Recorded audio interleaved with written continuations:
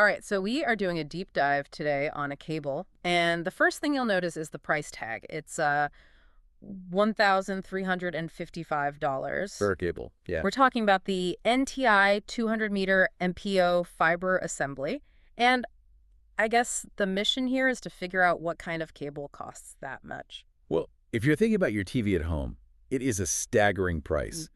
But this isn't for that.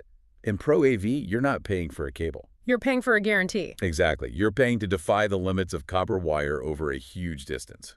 So let's break that down. We're looking at a 12-strand OM3 multimode fiber, and the length is 200 meters. Which is roughly 656 feet. I mean, your Yeah. standard DisplayPort cable gives up the ghost long before that. Right. And the OM3 fiber, that choice is very deliberate, isn't it? It is. It's really the sweet spot for, 10 gigabit connectivity. It has better bandwidth over distance than OM2, but you avoid the higher cost you'd get with single-mode fiber. So it's optimized for this kind of, say, in-building distance. Precise. And looking at the connectors, it says type B, female to female.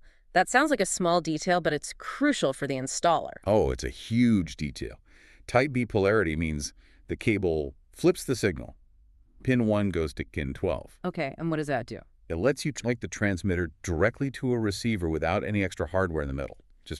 It simplifies everything. And all that glass is there to support a massive data rate, right? 23.76 gigabits per second. Yeah, that is firmly in DisplayPort 1.4 territory. And you need that kind of pipe for features like multi-stream transport. Exactly. That's the feature that lets you daisy-chain multiple monitors from that single fiber run. The signal just won't choke. So it's not just about one screen, it's about multiple. And it's not just quantity, it's quality.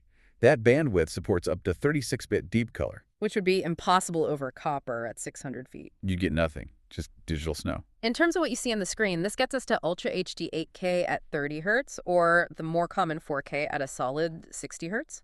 With a little caveat, though. To actually hit that 8K resolution, you have to pair this fiber with NTI's specific patch cables on either end. So your signal chain is only as strong as its weakest link? Always. Another feature that stood out was E-diode pass-through.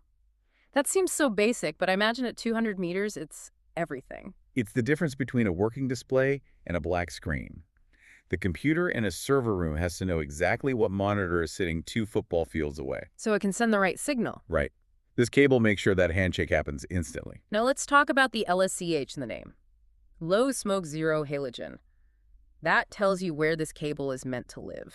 Yeah, that's basically a safety rating for running it through air ducts or ceiling spaces, what they call the plenum. Because a standard PVC cable, if it burns, releases toxic gas. Exactly. This is built for strict safety codes in places like hospitals or government buildings. Speaking of which, it's also TAA compliant. Trade Agreements Act, yep. And that tells us exactly who the customer is, doesn't it?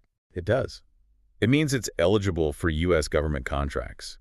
You're buying this for a secure command center, not a home theater. Okay, so bringing it all together, this isn't just an expensive accessory. No, it's an infrastructure solution. It lets you put your powerful computers in a cooled, secure server room. While the user is hundreds of feet away, in a lecture hall or an operating theater. With zero lag and zero signal loss. It's pretty amazing. It really points to a huge shift in how we have to think about connecting our buildings. Well, it raises a really interesting question for the future. As 8K becomes the new standard, our bandwidth needs are just going to explode. And copper just can't keep up. It's hitting a wall. So you have to wonder, are we looking at a future where we have to rip out all the old wiring in our buildings and replace it with optical fiber like this? Just to run the screens we use every day? Just to keep up. That is a massive thought to end on. Thanks for breaking this all down with us on this deep dive. My pleasure.